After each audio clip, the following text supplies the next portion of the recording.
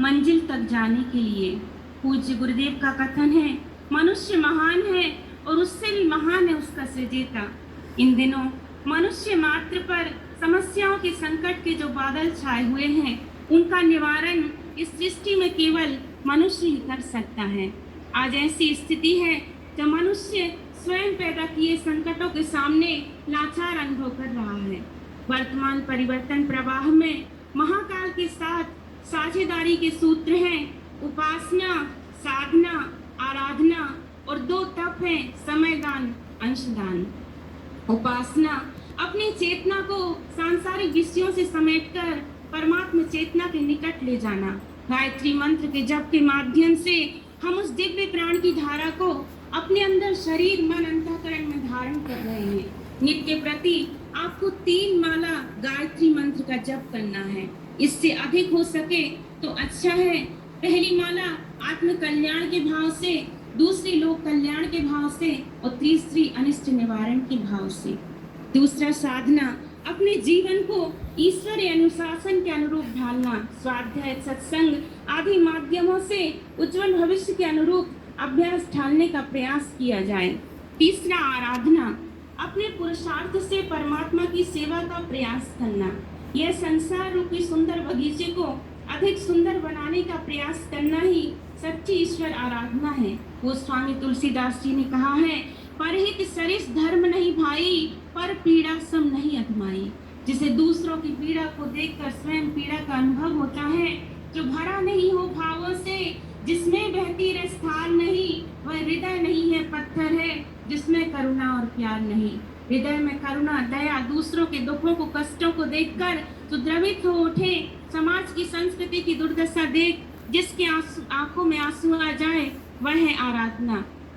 भाइयों बहनों, उपासना, साधना, आराधना को जीवन में स्थान देने के लिए 2 तप करने पड़ते हैं, समयदान, अंशदान।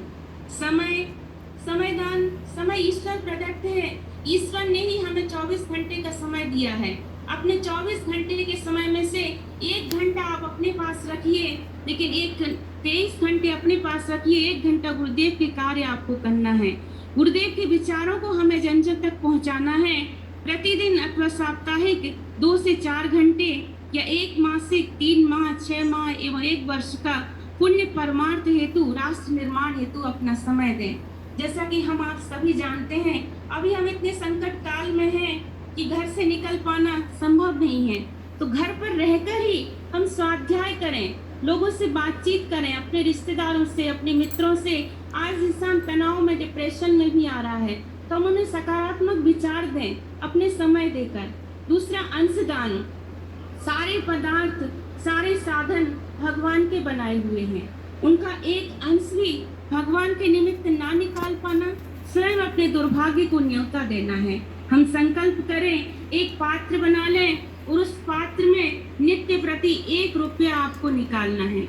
30 दिन के 30 सिक्के बना लीजिए और एक एक सिक्का निकालते जाइए। जब वो इकट्ठे हो जाएं, तो जैसी आपकी सुविधा बनती है यहाँ भिजवाने की, उसको भिजवा दें। देखिए, दान देने से कभी कम नहीं पड़ता, दान देने वाले हाथ कभी खाली नहीं होते।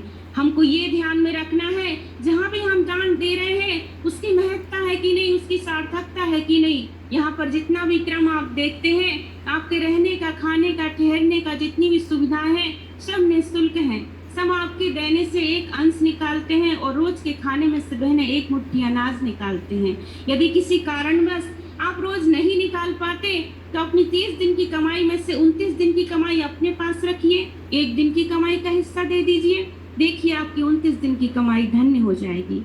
भाइयों बहनों, उपासना, साधना, आराधना, समयदान, अंशदान का जो हम व्रत लिए हैं, अब संकल्प ग्रहण करना है। सभी परिजन संकल्प सूत्र बाएं हाथ में लें, दाहिने हाथ से ढक लें। सूत्र यहाँ से बोले जा रहे हैं। ईशानुशासनं स्वीकरोमि, ईशानुशासनं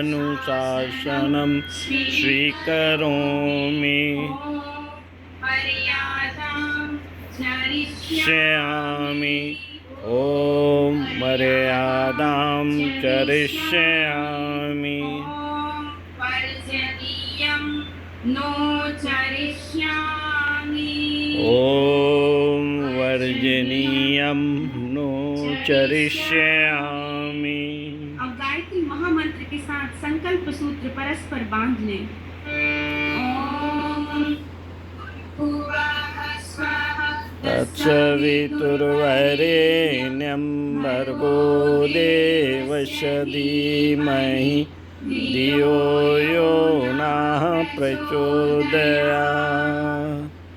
अब हाथ जोड़कर प्रार्थना करें, हे महाकाल, हे महाकाल, उज्जवल भविष्य की रचना के लिए, उज्जवल भविष्य की रचना के लिए, अपने संकल्पों को पूरा करने के लिए, अपने संकल्पों को पूरा करने के लिए हमें उपयुक्त शक्ति, मनोवृत्ति तथा प्रेरणा दें।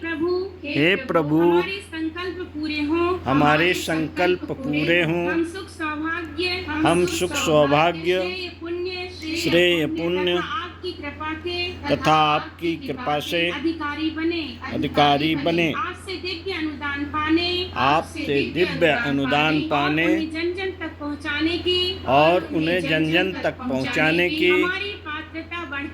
हमारी पात्रता बढ़ती रहे, हमारी पात्रता बढ़ती रहे। कलश पूजनम